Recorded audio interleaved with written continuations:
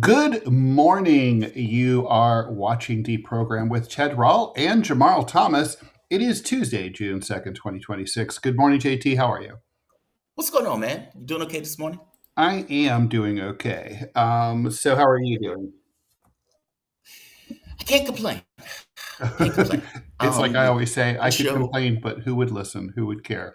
Um, yeah. so anyway, thanks Well, we have everyone. an audience. We do have We an have a captive audience. audience, right? Yeah, we do have to care. And yeah, we just got a $20 donation from Pugs and Bubs before we even went on the air. So I hope we don't screw that Nice. up. Thank you so much. Appreciate that, Pugs. We will, speaking of which, if you have any comments or questions for us, please pipe them in the live hour. That's just starting right now. We have 57 more minutes. It's 9:03 Eastern Time. We are here every 9 o'clock in the morning Eastern Time, Monday through Friday. We also do a Q&A show on Mondays and Wednesdays. We had one yesterday. You might want to check that out. We'll do another one tomorrow, so you might want to tune in for that. TMI show coming up with the returned Milichan at 10 a.m. Okay, I think that's it for the housekeeping. Oh, one more thing. We just for if you are interested in becoming a subscriber to the monthly chat, the $50 monthly chat, or to be a $20 subscriber for a thank you in the end credits, but you are on Rumble, but you're not on Rumble, sorry, and you want to, sorry, you're on Rumble and not on YouTube, but you want to be part of that. You can contact us, and we get a bigger share of the money anyway if you pay us through PayPal. So I'm going to go ahead and put the PayPal. Several people asked about this. There's our email address that you can send us money through PayPal. If you decide to do that, make sure this is very important. Don't just send the money. If you just send the money, we're going to be like, thank you, but we're not going to know what you want. We're not going to know that it's you want to be in the closing credits. We're not going to know that you want to be part of the $50 private chat. So if you're going to be a recurring $50 a month or a recurring $20 a month PayPal subscriber, let us know in the memo section of your PayPal. And also, please email producer Robbie West at westglaciergaming at gmail.com. That's westglaciergaming at gmail. And he will make sure that all the things happen that need to happen, because I always feel bad when that doesn't happen. All right, so that's enough for the thing. Today we're talking about the Trump administration looks like they're about to punt the $1.8 billion anti-weaponization slush fund. The amazing leaked phone call between Trump and Bibi Netanyahu. Amazing. We'll be talking about that. Also, major game changer in Lebanon, where Hezbollah is really holding its own due to a type of technology that I'd actually never heard of. Last but not least, we have a missing congressman, the son of legendary Congressman Tom Kean, I think governor also of New Jersey. Basically, nobody knows where this congressman is, and I'm just kind of wondering if maybe there needs to be a new way to deal with this sort of thing, like when legislators go MIA. Anyway, what do you want to talk about first, JT? The Lebanon thing is fascinating. I did a video last night when it was happening just because I was blown away by what Iran did. Israel obviously was hearing that there were negotiations between the Trump administration and Iran. Israel obviously doesn't want those negotiations to go through. So what did they do? Bibi Netanyahu comes out. We're taking 70% territory in Gaza now. That's what we're going to do. And we're going to take more land in Lebanon. And we're going to have more atrocities. We're going to bomb. Ceasefire agreement says 53% in Gaza. Yeah. Exactly. And they will be on. They were already at 60. Now they're talking about going to 70. And the agreement that was made between the Patsy government of Lebanon allowed southern Lebanon to be a fighting zone. Basically, they gave up on some level southern Lebanon, in which case Hezbollah resistance group was fighting to defend their territory and to create costs for every centimeter that Israeli troops take. And let's give them credit. FPV drones have been a game changer in regards to that struggle, in regards to that fight, including nighttime FPV drones. So yeah, that stands for first person view, which are basically sort of like how like there's the old electric lawnmowers that people would plug in instead of using gas, and basically you have don't run over that thing. So it's like that. It has a long fiber optic cable that unspools for miles and miles. And the advantage of it, of course, is it can't be jammed. It's not Bluetooth. It's not Wi-Fi. It's not GPS. It's its own thing, and it's attached to a plug. You can't hack that fucker unless you fly alongside like a bird and tap into it, right? Well, So it's what the Russians have been using, and Ukrainians have even started to use in that war, in that theater. And so that has caused all sorts of consequences in regards to the Israeli military getting chewed up. In which case, Netanyahu is like, well, we're going to bomb Beirut. Now, this is obviously provocative. Iran comes out and says, if you do that, we will destroy northern Israel. And here are the areas for the people to leave northern Israel. Basically, we're giving an evacuation notice for northern Israel. Yeah, you're not. Yeah, you Israelis are not the only people who get to give evacuation orders. Exactly. And what did Trump do? Trump immediately puts out a tweet. Because initially, Iran said, we stopped negotiations. We're not talking to you anymore. Your dog is out of line. Yeah, because it hasn't been clear from American media coverage up until now, right? Sorry to interrupt, but that there's that how important, we know that the Iranians care about a ceasefire in Lebanon and they care about Hezbollah, but we don't know how much they care until now. Whereas like they said, no, this is serious for us. We want, there's no deal without Lebanon included. Sorry. Right. There's no deal without Lebanon. And they made it ironclad clear last night when they effectively put a shield around Lebanon. And Trump's response was to back down. I talked to Bibi. There would be no troops going into Lebanon. Well, for one, nobody said anything about troops going into Lebanon, but put that to the side for the moment. And then pointed out that I've spoken to Hezbollah, which I don't buy, but whatever. I've spoken to Hezbollah, and the fighting is going to stop. That's amazing. That is astonishing. And it's not, and just to be very clear, it's not the astonishing part that Trump pulled Bibi's leash. That's not really it. It's that Iran put down a red line that the United States accepted as being credible and legit of such sufficiency that he yanked the chain of Bibi. That's amazing. But we can't talk about that without talking about this leak of the conversation between Trump and Netanyahu, right? So despite sort of claiming insouciance and saying, oh, I don't really care, like whatever, I'm cool, like if we don't get a deal there, it doesn't matter to me. Behind closed doors, there's a very different Donald Trump. He calls up, we don't know who leaked this, but it's credible. Axios reported, Mark Levin's going crazy saying they need to find the source and accuse them of treason for destroying the relationship between the U.S. and Israel, whatever. Anyway, he called Netanyahu and said, quote, "You're fucking crazy. You'd be in prison if it weren't for me. I'm saving your ass. Everybody hates you now. Everybody hates Israel because of this." Well, and they say Donald Trump doesn't tell the truth. It's like, I give Trump mad points for this. So what it reveals is what you would kind of expect to be true, but now we know for sure. Basically, Donald Trump has tethered himself to someone it's an unreliable, terrible ally. And now he doesn't know how to get out of it, and he's stuck. It's sort of like when you're dating someone or you're married to someone and they're an asshole, like at dinner to the waiter, and you don't know what to do. You can't really diss them in front of the waiter, but then later you're like, what the fuck was that? That's what this is here. He's in bed with, the answer here is he needs a divorce. That a divorce would free him. He could date others like Hezbollah and Iran. He would have, he likes to do that. And he would no longer be stuck with this like crazy bitch, Bibi. But, that's how this is. But I don't know if he'll ever see that.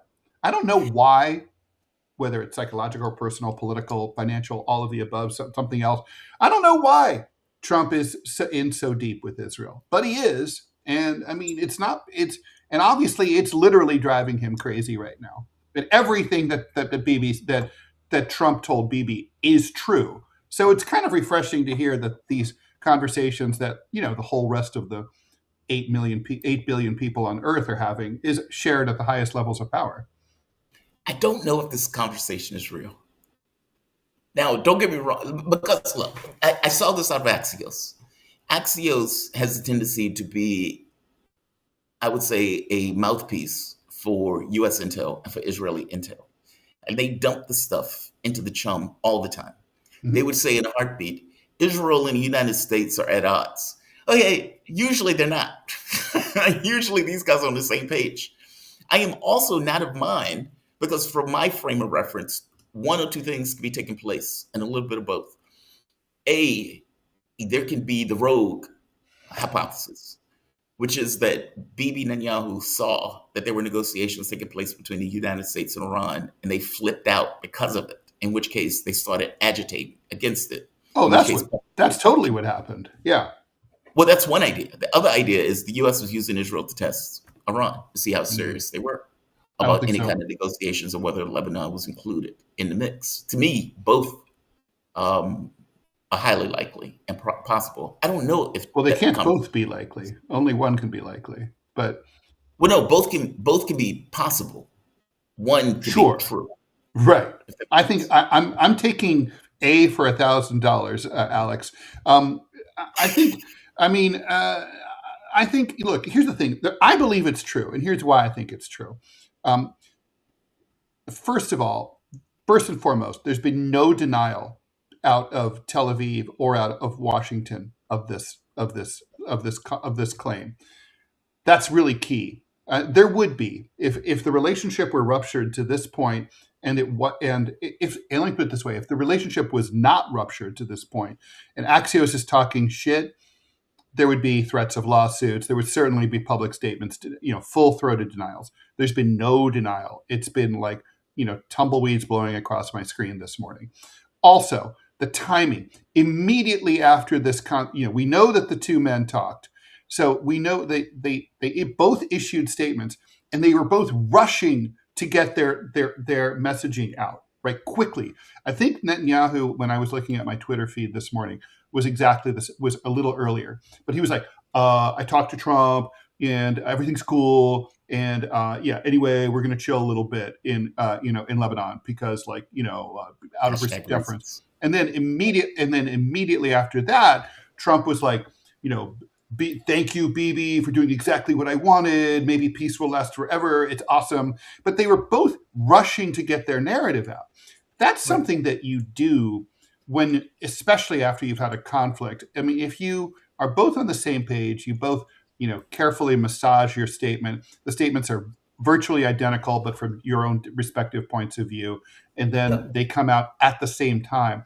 The fact that this was like a get it out quickly. And, and it's so, the text is so organic in the way that it's written. It's not like it's not written by committee. I totally believe the Axios report. I think it's 100% true.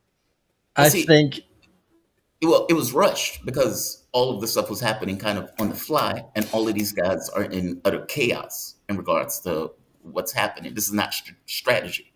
This is them acting on the fly. Second, the United States has a vested interest in blaming Israel for shit that takes place in the Middle East, and they do it all the time. It is policy. It is U.S. policy to claim that Israel is the fault. Israel is the rogue actor. Oh, we would have peace if it wasn't fair. They've done it over and over and over. I've seen them do this 1,000 times, as they've been doing it over the course of the entirety of this war, and even over the 12-day war, where they act like Israel has just gone rogue, or that there is some kind of division between the U.S. policy and Israeli policy. I don't know that. I don't buy that. Not at least not coming out of Axios. Now, give it a day where Trump is like, no, we're on the same page, because usually something. Well, they will say that. And look, JT, I totally normally agree with you. I think 9 times out of 10, that's exactly what happens. But I think this feels different to you. The thing, it feels different, and it really passes the smell test, right? I mean, it just makes sense. It's like it reflects like what's actually happening, which is Trump's trying to negotiate a deal with Iran. And like that's at that time, you don't need your ally fucking anything up. You don't need your ally attacking the ally of your counterpart in these negotiations. You just don't need that, right? So there's no way Trump would have approved of the invasion of Lebanon or the escalation in Lebanon or the threat to bomb Beirut. No way. How could he have approved of that? Why not? Because he's trying to make a deal with Iran, which he desperately needs because the entire fucking economy of the world is swirling around the drain, right? So, yeah, but you don't know if they're serious, which is my point. Like, meaning they're stupid, but they're not. But they are serious. Yeah, the U.S. pushes and pushes. What if, for the moment, Iran didn't respond in that way? They would have bombed Beirut. I think here's the part that y'all are both missing. I follow a lot of the Christian Zionist stuff. Like one of my favorite, if you just want to just read something that will just piss you off every day, sometimes 3 or 4 times a day. I have the New York Times for that. Called The Pulse of Israel. So basically, I think what this is, they think that Trump is going wobbly, they being the Israelis, and so they leaked this to energize Kufi, Christian Zionist for Israel, AIPAC, a lot of the different groups to start applying political pressure to force Trump, to force his hand, basically to wag that dog. I think that's what this is. That doesn't explain why Mark Levin is on a crusade to crucify the leaker. Because he can't. Well, first of all, does he know the Israelis leak it? First, I think that's who did it. I think this is their dog whistle, trying to organize, trying to create a backlash. This is someone who was in the Oval Office, in the room, maybe where it happened. We'll see, but I really do think there's always like 15, 20 people around around the speakerphone when these calls are happening. Well, for sure, but how many of those people work for Israel? How many of them are on AIPAC's dole? They're in that room. Yeah, who knows? Well, I mean, but like, who's most? Listen, I could be completely wrong on this, but I think that's what this is. No, I think you're right. I do think they leaked it. I think they leaked it for that. I mean, assuming the conversation is real, and assuming Trump did say that, basically, are you out your fucking mind? Are you crazy? Like, you're trying to destroy the U.S. economy. If that's true, I don't think he was complaining about the economy. I think he was complaining about, like, you're fucking my deal. Also, don't forget, like, I mean, everybody hates Israel because of this. Everybody hates you. That's true. True, but keep in mind, why is he pissed off? He's pissed off because he needs an Iran deal, and Israel's fucking it up. Yes, Israel is fucking up the U.S. economy. That's what I'm trying to get across to you. Well, that too. What do you think Iran is doing right now? This is not a war in the traditional sense of war where they're blowing shit up. Yes, they're blowing shit up, but what they're doing is holding straight in order to damage the U.S. economy. Trump wouldn't give a shit if it wasn't for the U.S. economy being on the teetering. That's what I'm trying to point out. Like, he's like, dude, what are you doing? Like, meaning, yes, I agree with you. I'm willing to kill as many Muslims as you are. You're fucking up my deal because the deal is basically trying to keep the U.S. economy on play. Right. Well, okay. Yes, no, I totally agree. We have a bunch of comments to get through. He leaked it for that very specific reason. Trump is weak. Trump looks weak. More pressure on Trump. Well, okay, we will see. I think the lack of denials, though, speaks volumes. All right, here we go. F you so, you need to do a deathbed alien confessions tell-all book with your father. Thanks very much for that $1 donation and for that suggestion. Again, thanks for the the $20 donation from Pugs and Bubs, and then Harry Balsack. What if all the world leaders were working together to bring about modernization and depopulation down to 500 million with only elites and slaves to do what AI and automation can't do? Fish, orange, wide eyes. Yeah, but they're not. So, F you so, you can do the illustrations. True. Thanks for that $1. So Bugs and Bubs. Hoping everyone donates to keep this show on the air. It's so important to hear Ted's, Jamarl's, and Robbie's voices. Thank you really so much. Really appreciate you guys, you and all of you. Jack Samuels, thanks for the $1.99. Thoughts on the LA mayor's race versus the New York City primary is today. That's true. There's a bunch of primaries. I didn't put those into the rundown today just for the simple reason that we're not going to have any results really until at least tomorrow. In the California governor's runoff, it's going to be the one thing everyone's really looking at. LA mayor's race, I guess the Karen Bass is more on the ropes than one would possibly expect. I think she was weakened by the confrontations with ICE because the progressive base didn't feel that she pushed back hard enough against ICE, and then conservatives in LA, and there are a lot of them, viewed that she was anti-law enforcement. So the whole thing is she was in a no. She kind of like doesn't have her constituency lined up. I mean, it's kind of like she's sort of in the, when you're a moderate, you got nobody. I don't know. What do you think about that? This is the mayor for California? LA. Okay. LA. Yeah, remember when there were running street battles between ICE and protesters in LA? I mean, Angelinos don't play. When there's political protests, it's very serious. And she's in a mayoral race that she's effectively losing. Yeah. Well, we'll see. I mean, we'll check in on all that tomorrow, of course, obviously. Yeah. There's a bunch of special elections. We'll be reading the tea leaves. And I just feel like, it's not really the most interesting story to be like, we'll be watching this, we'll be watching that, we'll be watching. Yeah, let's watch it. And we'll just see what happens tomorrow. Yeah. I don't know. Okay. Method, thanks so much for the 2 English pounds from Method, much appreciated. Also, thanks for the 2 English pounds from Count Zero, much appreciated. Okay. PhD Nick Rivera, the leak to, quote, scare quotes around leak to Israeli mouthpiece Axios provides both Trump and Bibi cover. That is the JT Robbie narrative. We'll see. John D. Cockefeller, fuck that fat orange fuck. Credit for telling the truth for once, but I just paid $83 to fill up an 18-gallon tank. He can suck a fart out of my asshole. Yeah, I'm on that team. I recently paid about the same for mine. FUSO, Larry Johnson says Iran already has nukes with help from nuclear state. He said they will do a nuke test soon. We shall see. Yes. So we were on Jimmy Dore last night. Garland was running the show. He brought me on. Nice. Larry Johnson came on later in the show and said that. Mm-hmm. Again, when somebody asked me about that, I was like, there's no way for me to cooperate that one way or the other. And I'm not, Larry Johnson is not a source, if that makes sense. Yep. Like, meaning you can't run with that as a real legitimate thing until they actually do it. For people who don't know, who's Larry Johnson? Oh, Larry Johnson is a military guy. So he's a CIA, he's a former CIA guy. But he gives commentary now on, let's say, military and global events. But he doesn't have a source. I mean, this is a big allegation, right? I mean, it is a big allegation, but he is connected in the sense that he used to work in Intel, kind of like Colonel McGregor, for example. War McGregor was like, I'm being told so and so by people who were in the thing. Mm-hmm. I mean, granted, you have to take it with a grain of salt. There's no way to evaluate who he knows or what they know.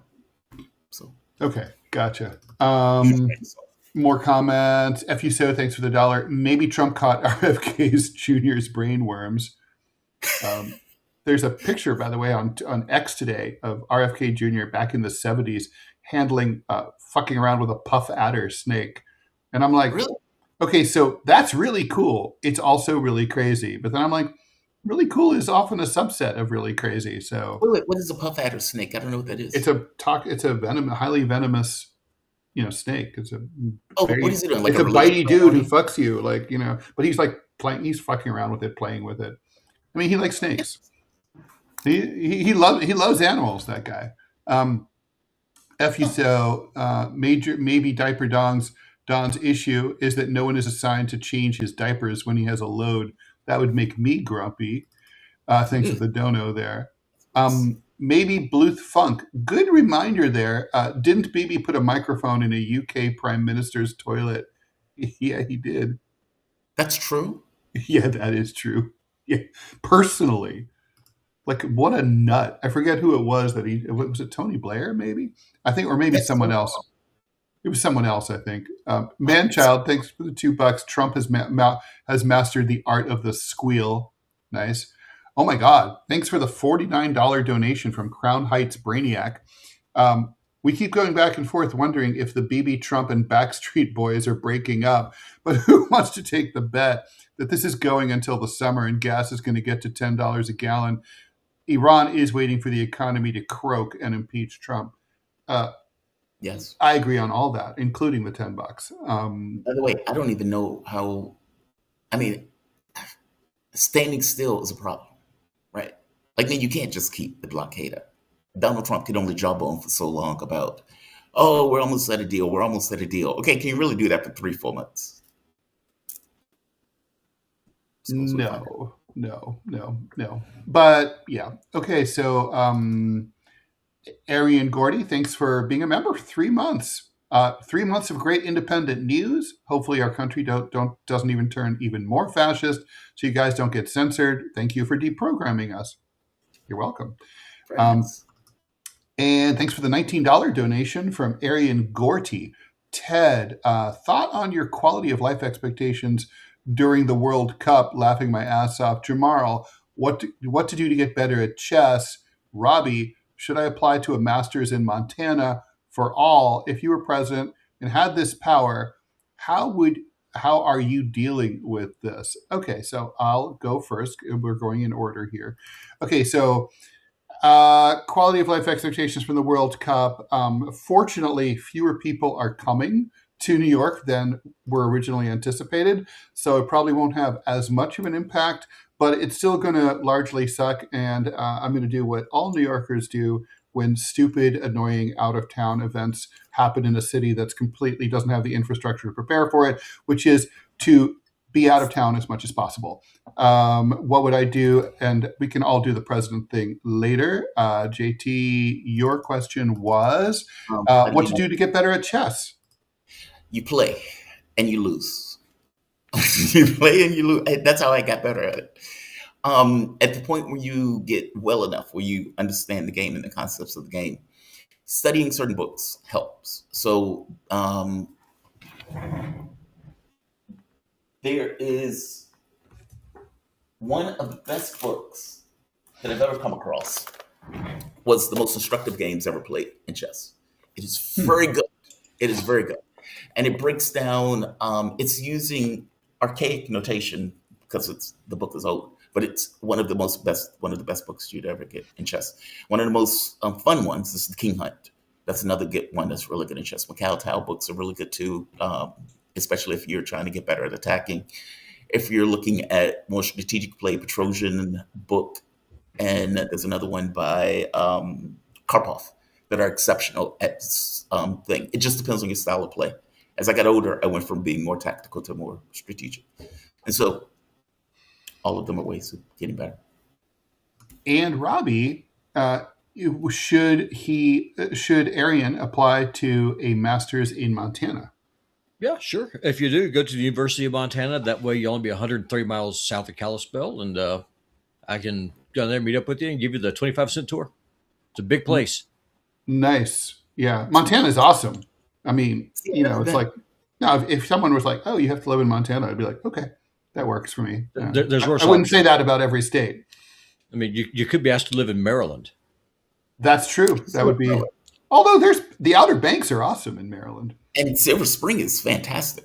Annapolis is beautiful. Yeah, it's very tiny, and there's not much hunting there. True.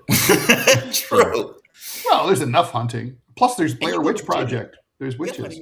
Ted, I'm in Montana. My county is bigger than Maryland. That could well be. Okay, now the question of, if you were president and had this power, how are you dealing with this current situation? Oh, I would be willing to risk assassination, and I would go on national television, and I would not tell my handlers what I plan to talk about. And then I would say the United States is severing all financial and military ties to Israel, and demands an immediate withdrawal from all the occupied territories and around and surrounding countries. And we're done here. And I would give the long, detailed speech about the genocide. I would show pictures. It would be a big show and tell. I would blow up the U.S. relationship with Israel. Yeah, it would truth and reconciliation. JT? I What mean, would the you do? doctor that Tucker Carlson had on the show. Oh God, it's just rough. Bring that guy. Have that guy talking. It's like you said, show pictures. Robbie? I would do a lot. Well, you're talking about Ted. But I would do a little bit different. I would give my handlers a BS script. I would then go on and say, not only am I breaking relations, I would then release all of the JFK files showing that Israel was responsible for the assassination of a U.S. president. I would release everything on the USS Liberty, and I would ask Congress for a declaration of war. Okay. Like Rob. There we have it. Gentlemen, we have some breaking news. We have a new DNI to replace Tulsi Gabbard. William Pulte, or Pulte, not sure how you pronounce that, Pulte, William Pulte, head of the FHFA, the Federal Housing Finance Agency, is going to be the acting head of the Office of Director of National Intelligence. Apparently, Clovis, my cat, was not available. In tapping, so let's see. This is a guy who referred several of Trump's enemies for prosecution for mortgage fraud. So he's that guy. This is bad. Here's the He's quote. qualified. Here's the quote. William has deep experience managing the most sensitive matters in America, the safety and soundness of the markets, at over $10 trillion at Fannie Mae, Freddie Mac, a substantial increase from where it was just 12 months ago. During this period, he will remain director of the Federal Housing Finance Agency and chairman of Fannie Mae, Freddie Mac, which are big jobs, by the way. Congratulations to Director Pulte. Pulte previously owned a construction company, a private equity firm, has zero high-level national security experience. They are basically saying DNI doesn't matter. That's right. I mean, not only are they putting somebody in charge who was in finance into intel agency, but they're keeping him on the same jobs in Fannie Mae and Freddie Mac while they do so. It's your side hustle. That's amazing. They're effectively saying the DNI doesn't matter at all, which apparently is true. Because I mean, when you and I remember when they created the DNI post, it sounded like that person was going to be the Intel czar, and it turns out they don't. Yeah, they're in charge of everything but ruling nothing. Is basically how it turns out. Rub, though. I think power is taken. I think if you had that office, you could be strong in that office. If the president allowed you to be strong in that office, hell, you can be strong in that office even if they didn't. Kind of. I'm not so sure. You don't think so? You think it's just I think the structure of it doesn't allow for it. You know, I mean, sure, obviously you can make any office through a bully pulpit if you have a bully pulpit. But Donald Trump makes sure that there's only one bully pulpit, and so I think structurally it's like it doesn't have inherent. It's not like Secretary of State that just has inherent power. All right. Well, anyway, that's enough of that. Let's see if there's any advertisements. There probably will be. Okay, so thank you very much for the $10 donation from Death Guy 556. All of you are pretty old, true, and it's just the other day I got like someone who was mad at me online said, "Whatever, old man," and I'm like, okay, I never said I was anything other than 62 years old, but whatever, and have been politically active for a while. What are your expectations for the future? What were your expectations for the future when you were younger compared to reality? Oh God, that's a great question. I love that question. Do you want to take it, or do you want me to do it? So when I was a child, I don't know what I thought. To be honest. I don't think I had thoughts one way or the other. I mean, my objectives were very specific to whatever was going on at the time. It was like maybe within a 5-year period. So it was kind of like live, because from 17 to 27, I stayed in the hospital most of the time, going through surgery after surgery after surgery. My 17 to 27 was hellish. In fact, I didn't think of anything during that time frame because there was always something that was falling apart, or there was always some kind of major catastrophe. By the time I hit 27, that's when I was in a relationship. So I was like, okay, well, this is going on, etc. And then I got married, and my life ended. until I got divorced. Right. This is the first day of the end of your life. Right. Right. No, like for the long, like from the time I was 17 to maybe 20 to maybe 30, it was just kind of surviving. I didn't have these kind of long-term plans. I didn't know that it was going to be a long term. So no, that's more complicated for me. That question is hard. I think there's the implication that maybe a young person would have been optimistic and then grew up and be disappointed. But that wasn't the case for me. I mean, I'm old Gen X, and when I was, when I was 5, I learned how to read from my mom taught me how to read on her lap, reading the pages of the newspaper, which was 1968, right? So it's the assassination of MLK, it's the race riots, it's the Tet Offensive. The world is on fire, and that was my childhood. Was Richard Nixon, Watergate, resignations, the OPEC, fuel crisis. I mean, America in decline. The town where I grew up, Dayton, Ohio, rusting away. Factories closing, businesses closing. My elementary school closed due to declining enrollment in second grade. Then the school I went to from 3rd to 6th closed due to declining enrollment. Then my junior high school, after I went there, closed to declining enrollment, and my high school merged with the school across the way due to declining enrollment. Everything has been about decline and collapse. So. I was trying to also keep my head above water economically. I was from a very poor family. Child Protective Services was involved. I wasn't, I was underweight. I was a sick little kid, maybe not as sick as you, but I had a lot of operations too. So just keeping my head above water, just like surviving, was like my main thing. I followed politics avidly, but I guess my point is my expectation was very formed by something my mother told me. She said, like in the 70s, I remember she said, your generation is always going to have been overshadowed by this baby boomer generation that preceded you. They're going to use up all the resources, take all the jobs, have all the good deals. They're going to have all the great government programs. And by the time your generation comes along, you will never have had anything. She had read a bunch of articles about demographers predicting this. That turned out to be totally true.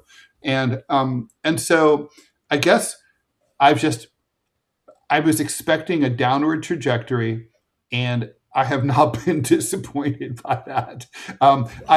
What's interesting is like, you just don't know, you're falling out of a building. You just don't know how many things you're going to bang on the way down. So I'm open-eyed for the trip, and I'm like curious about the how. Like, well, how is this collapse going to look? But the idea that like we were going to have like a recovery, like when Reagan was like, it's morning in America, or like Trump, America is back. I never for 1 second believed that that was a possibility, that this country would ever be able to reverse its decline, that we would ever, have an Emperor Hadrian moment where, things would temporarily turn around. I just didn't believe that. And so I guess my point is things are roughly where I thought they would be, which is to say shitty. I just didn't know what kind of shitty we were going to have. Does that make sense? We weren't politically minded, so we didn't think of it in those terms. Mm. It was political. So she explained that stuff in a political sense to you, and you were paying attention to it. Yeah, my mom was very political. Yeah. I didn't get this way till I was 30. Mm-hmm. Holy shit. I can't believe it's happening in the world. And I can't believe this has happened, especially when we started reading history. Yeah. It has happened. All this has happened, like in Battlestar Galactica. All this has happened before, and all this will happen again. Okay, so Crown Heights Brainiac, thanks for the $9.99. That's no different than making Ben Carson a neurosurgeon as the head. That's what I was about. That's exactly what I was thinking. I was thinking the exact same thing. Translation: he's pro-Trump and a Zionist. Yeah. It's like, how the hell? Well, Secretary Edwards under Reagan was a dentist, the energy secretary. So, it's not without precedent. James Watt, the Secretary of the Interior, hated the environment. You're kind of in charge of the environment. I mean, and then there's the WWE lady at education, like weird. Crown Heights Brainiac Ted, thanks for the $9.99. Ted, please ask Jamarl about his unhealthy crush on Coco? Coco for Cocoa Puffs. Callus. Kaja Callus. Because she looks like my ex-girlfriend. She looks a lot like my ex-girlfriend. And, my ex-girlfriend one day saw the show and heard me say that. And she was like, how are you comparing me to her? And then I think the thing that really pissed her off was because I said Callus is dumb as a box of rocks. And it was like, you're comparing her to me and you're saying that she's dumb as a box of rocks. And it's like, I'm not saying you're dumb. I'm saying Callus is dumb. It's like, yeah, but you're comparing her to me. Yeah, I'm attracted to her. I think she's sexy as shit. Yeah. She's dumb. Yeah, look, we've had this conversation before. Like, it's I'm not ashamed. It's like Lauren Boebert. Man, I'm attracted to her. I mean, I would never go near her, but I'm attracted to her. But like a moth to the flame. I don't know why. I'm attracted to her, but you can't explain these things. It certainly isn't due to her her towering intellect, but whatever. She can talk to me all night about attacking China and Russia. Let's do it. Let's. Jasmine Crockett is hot. Let's throw that out there. That's true. All right. While we're at that, all right. So I'm glad we're all like dirty dogs here. Okay, so let's do an ad for Rumble Premium. You've probably noticed Rumble is growing fast and it's not slowing down. They're building a real alternative to big tech that puts creators first and actually protects free speech. Now there's Rumble Premium, an easy way to upgrade your experience with Premium. You get free ad viewing across the platform. No pre-rolls, no interruptions, just the content you came for. Plus, premium members unlock exclusive content like bonus videos, behind-the-scenes drops, and more from your favorite creators. Right now, Rumble is offering $10 off an annual subscription. Just go to rumble.com/premium. Use the promo code studio at checkout. That's rumble.com/premium. Promo code studio. No ads, more freedom, and content you actually care about. That's the deal. And just a reminder of the situation over on YouTube. Which you don't have to be on YouTube to do this. You can be on Rumble, but basically, if on YouTube, you do have to be on YouTube to just be a $5 a month subscriber and support the show, and it really helps us to have those ongoing, regular monthly memberships. I mean, it's huge. And then also for $20 a month, you'll be thanked in the closing credits at the end of the show that Trent updates regularly. Those are not just old; those are real. And for $50 a month, we do an exclusive monthly chat, which, by the way, we're due to do this week for those of you who have already signed up for this. So if you are on YouTube, you can do it directly through YouTube.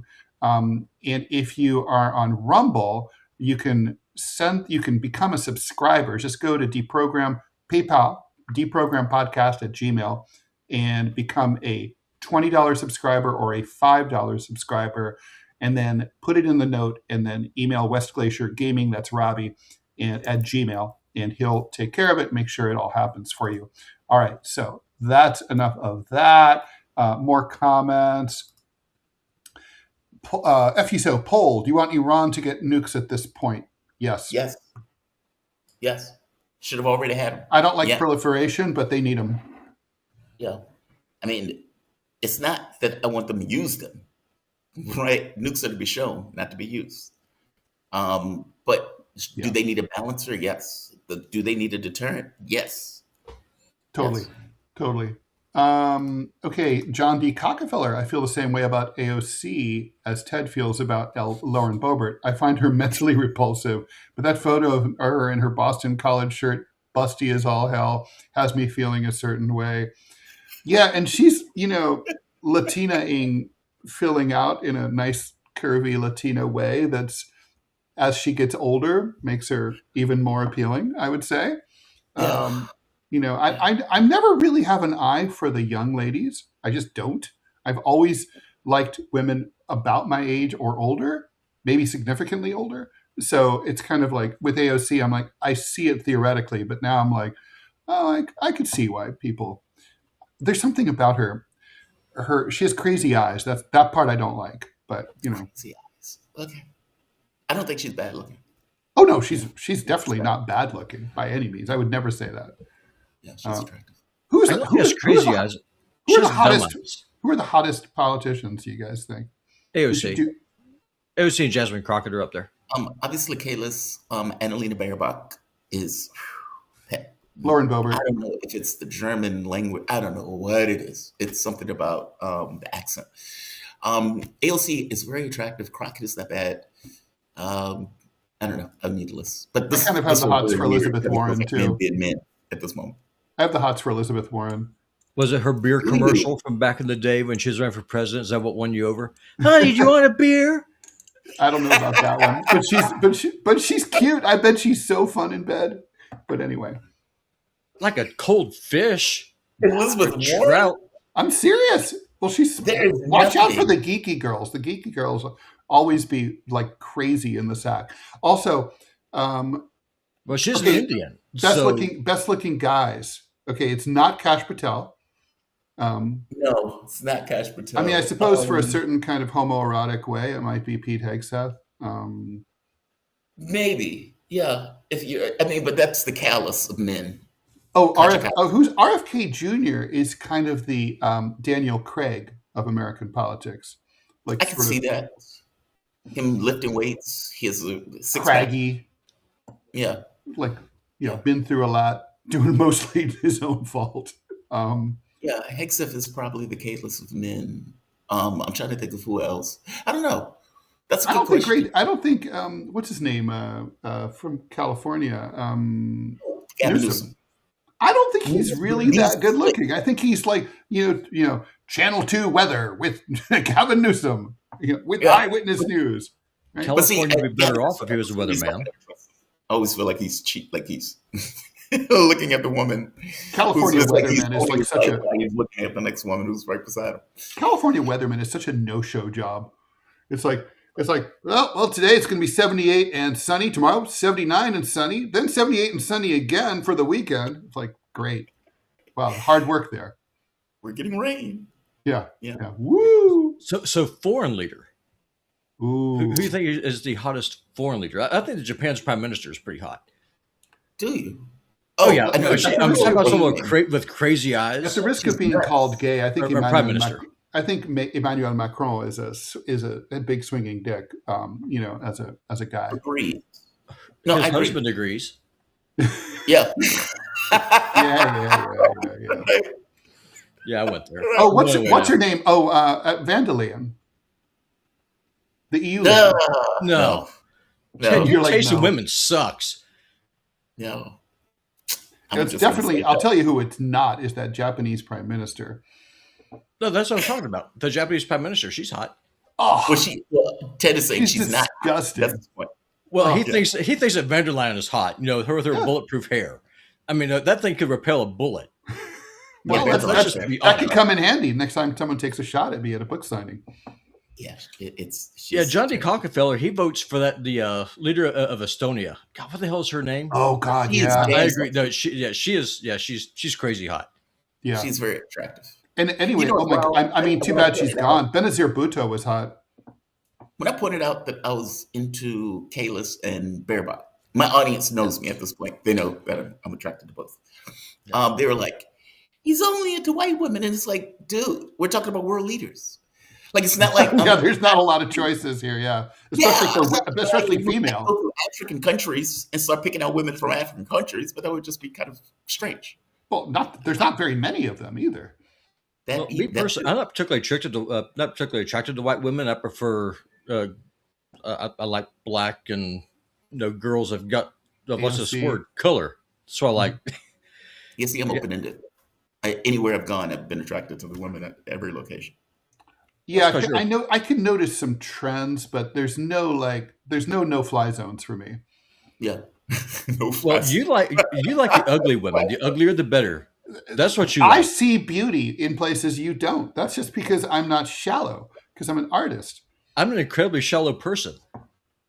Also, let me just tell you, Elizabeth Warren, I'm telling you, that little body. So if you had to pick between van der Leyen and Warren, which one would it be? Would the Native American win? Van der Leyen. Gotta go Van der Leyen. Or the crazy German? No, I got to with the crazy German because then there's like there's the possibility of cosplay there. So then you like Nazis then? It's like you totally. There's the possibility of like. So, Mr. Rall, you are with the resistance. Tell us where they are hiding. I could see that. Let me see. Spec Chicago says New Zealand's prime minister. Let me look who that is. She is attractive. FUZO, my parasocial crush is Brianna Joy Gray. Yeah, she's not unattractive. That's true. See, I don't want to go for people who are in my space. I don't want to name my space. That just feels weird. I mean, this is more like a TMI segment than a DeProgram. Yeah, that's true. But who cares? I just imagine meeting Brianna Joy Gray and whatever. Guys, we got to talk about. I don't know how much we need to say about the slush fund going away. I mean, but we should take note of it. The $1.8 billion slush fund. It's not DOA yet, but it's definitely. I think its days are numbered. Basically, go ahead. No, go ahead. I'm sorry. The Anti-Weaponization Fund, right? So basically, we don't need to reintroduce what this is. Everybody who watches the show knows. But I thought it was interesting. It's a little bit of jujitsu, right? I mean, so a federal judge issued a ruling that said, like, yeah, this is temporarily enjoined. And the administration, instead of saying, fuck you, we're appealing to the U.S. Supreme Court, said, okay, we'll abide by this for the foreseeable future, which is sort of their passive way of saying, ain't nothing we could do. It's the judiciary and the activist left-wing judges. Not our fault. Can't do anything. Oh, well. But the truth is they're getting, Republicans don't like this thing either. And they're catching all sorts of shit as they go into the midterms about it. It was really unpopular. There was shouting matches in the Republican conference over this in the U.S. Senate. Ted Cruz talked about it, confirmed it. So I just thought it was interesting the way they bowed out, like sort of like, well, we're not going to make it look like our idea. We're just going to be like, we respect the courts, as you well know. So we're out. Not something that really they do very often. To get back to more important news, John D. Cockefeller, Ted, says that Angela Merkel is more your... Oh, God, stop. No, Angela Merkel is more man than I'll ever be. So, yeah, no, thank you. Oh, wow. Okay. Yeah. Okay. Yeah. As for this was such an overreach that, like, even meaning it's an overreach even for Trump. Like, just so the audience understands what we're talking about. I put Ted Rall. I'm president. I put Ted Rall as heading the Justice Department. I bring a lawsuit against the U.S. government for $10 billion. Ted Rall, the man who I put in my Justice Department, settles with me and says, okay, I'll settle for $1.8 billion. You got me. And the Justice Department says, okay. That's outrageous. That's what happened. Outrageous. And it's taxpayer funded. So Republicans seem to be about to ally with Democrats, at least some Republicans, enough of them to make it happen. They're going to try. They may be able to get a veto-proof majority to make sure that this never happens again. They're going to change the structure of the compensation program that currently was established under Obama to settle things like, people in a federal park, falling off a bench and cracking their head. So those are, those allocations don't need to be done through Congress, but they're going to make sure that this can't be expanded again in this kind of way. So This is really, I think, dead. Yeah, this was outrageous. Let's talk about Tom Kean. You're down there in Washington, D.C. Tom Kean's I believe the son of the legendary New Jersey politician, Tom Kean. He's been missing now for months. He hasn't shown up at his office. He hasn't shown up for any votes. Apparently, he has spoken to Speaker Johnson, but Speaker Johnson's not saying if he's sick, what's going on with him. Is he having a mental health crisis? We have no idea. Is he just on the Appalachian Trail? Who fucking knows, right? But this is not the first time this happened. I mean, there was a Congress lady in Texas a couple of years ago who was out for months, and it turned out she was dead. at her, or yeah, she had died at a nursing home. She'd had a physical, she'd had a health episode, had been sent to an old folks home, and then croaked. And then it was like Texas, this district in Texas didn't have its congressperson. There's got to be a better way to run a railroad in a 250-year-old republic, right? I mean, surely there should be a mechanism where, like, if we don't hear from you from time to time, if you don't check in for votes, if you don't say, "Hi, Speaker Johnson, I'm still doing my job," that, like, there's an investigation that basically determines what's going on, looks for you, maybe replaces you, calls a special election. This is starting to happen too often. These people are ancient, and they're like dying in office. Dianne Feinstein, they should have replaced her several times over. She was ancient. And I guess my thing is, I agree with you. Like, the idea that these people are not representing their particular, because what it boils down to is they're not representing their district. They're not doing their jobs, which is what it ultimately. They're fucking off. Yeah. They're just like, yeah. Yeah. Whether they're dead, whether they're in a nursing home, or whether they're just fucking off and, taking bond hits. It still boils down to the same thing. They're not effectively representing their districts in the area to which they're supposed to be representing them. It's a problem. And yeah, you're right. They need to be, like, there has to be some provision to take these people out. I don't know what that provision would look like. I would think, look, normally I think the governor appoints an acting replacement until there's a special election, right? So, right. This should be I think maybe we need a constitutional amendment that just makes this, that, triggers something that happens in the same way that, we needed one for the vice presidential succession to clarify matters, because it wasn't really clear in the 19th century exactly what happened when something happened to the president. Same thing should be true for congressmen and senators. Obviously. Yeah, agreed. Whether it's a vice, I don't know, in the position, that would be a little bit weird. Or whether there's a special election or something that's triggered after an inquiry. But then the issue becomes, okay, when is the inquiry going to take place? And are they really going to have an inquiry? It's like stuff like that happens. Yeah. Yeah, I agree with you. Either way, what it boils down to is they're not representing their district, either because they're dead bunkets with their mistress. What was it? Santos, where he was out with the woman in, like, Ecuador somewhere, or Puerto Rico or somewhere like that? Well, Santos wasn't out with any women. Santos was gay like the day is long. I know who you're talking about, though. Who was it who was on the Appalachian Trail, who was like, he was like having sex with some crazy Argentine. Yeah. He was living his best life. He was. Yeah, good for him. Quick, just a comment. Want to acknowledge a donation from Peter Ive. I once met Tulsi at a speech, spoke to her afterwards. She made sure to hold my hand after shaking it for the whole time. I didn't wash it for days. Yeah, Tulsi is definitely hot. That's awkward. She's very attractive. Yeah, no question. And she's very calm. And here we go. 3 strike, digital design and innovation. Thanks for the $2. 3 strikes, you're out. Miss 3 votes, you are out. I'm not sure I have a problem with that, unless you have a doctor's note. A doctor's note? That feels sweaty. Got to have a doctor's note. All right. I guess, yeah. We're done here. It's 10 o'clock Eastern time, which means time to go to TMI with me and Manila Chan. Actually, with me and Manila Chan.